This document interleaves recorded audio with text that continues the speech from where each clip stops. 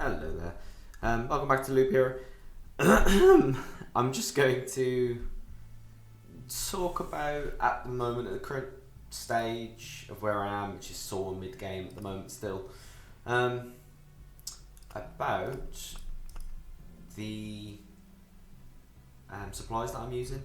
Now, it's not completely min-maxed at the moment, just because I really do need to unlock everything before I can really min-max it. But I have been dismantling and crafting to try and get them very strong. Yeah. So on the jewelry, I really think once you find the rare book, 100% has a slot in my heart forever. It's just useful because generally when you get to the boss, you are going to have all the cards. I mean, even if you probably best you try and save up like certain crappy cards that you don't need to put down necessarily, because 10 defense is quite a bit. And then old paintings, if you can gather those. I mean, ideally I'd want to stack. I think in general they're just really good for universal if you don't want to change things for certain builds, because I was looking at the exquisite mirror, and that would be very fun to stack all exquisite mirrors on your jewelry, because the percent chance from redirecting lightning from storm temples would go up significantly, and you'd be able to do some funny shenanigans with stacking storm temples on the boss. I don't know, could be interesting. Yeah, I like the idea of the skinner's knife. If you want to like farm rations, that sounds interesting.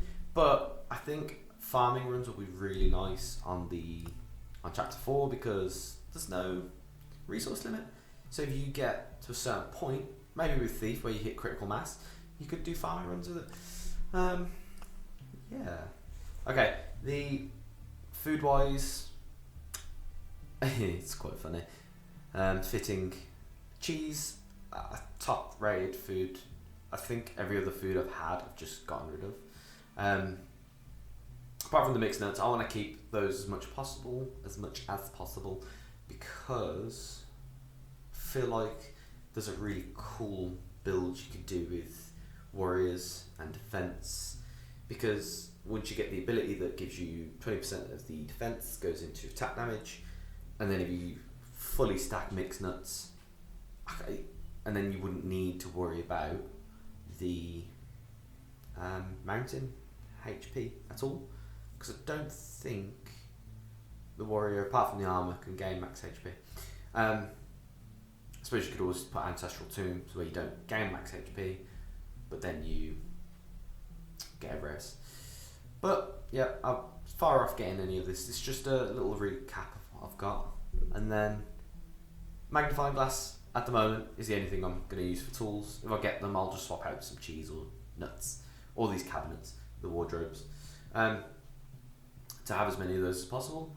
I don't know, on the necromancer and the warrior, I feel like the magnifying glass will be very useful. I don't know how much or if it affects the thief anyways.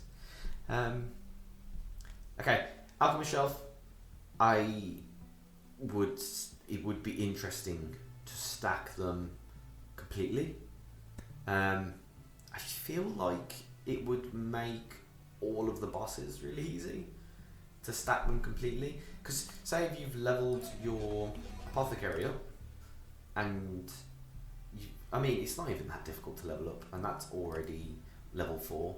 The Unity orbs aren't that difficult to get.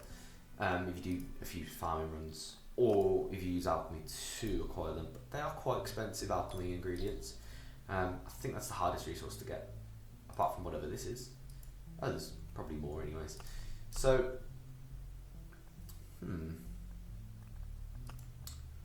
yeah. If you stack those, I think it'd make a lot of things a lot easier. Wardrobe, I've not found them as useful lately, but when I've had those for a while now, there was one game I was having one run, and I managed to live for a loop and then get really strong after that loop, purely because if you've got a full inventory, you just swap constantly. So you go through weakest to strongest, and if you swap constantly and you get in 20 HP healing, it could be interesting if you stack those completely. But again, wouldn't be too fabulous on the thief, but it'd be good on the warrior and the necromancer, but not so much necromancer anyway, because they don't gain that much max HP at all. Antique shelf, I've got loads of them for some reason.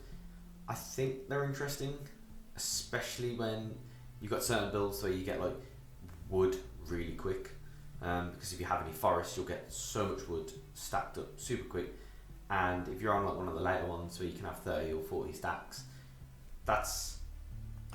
it's 8 times 40, which seems really good, but that's just the 40. Of course, you'll get like stone really easily, and you'll get stable metal really easily, and rations really easily. So yeah, I think at the moment I'm happy with this until I start doing a lot of farming runs. Ideally, I want to fill them up completely, which involves leveling everything up. It'll get there. It won't take too long. I binge the game, sort of. So, yeah. So not really much else to talk about with the camp supply menu. Now,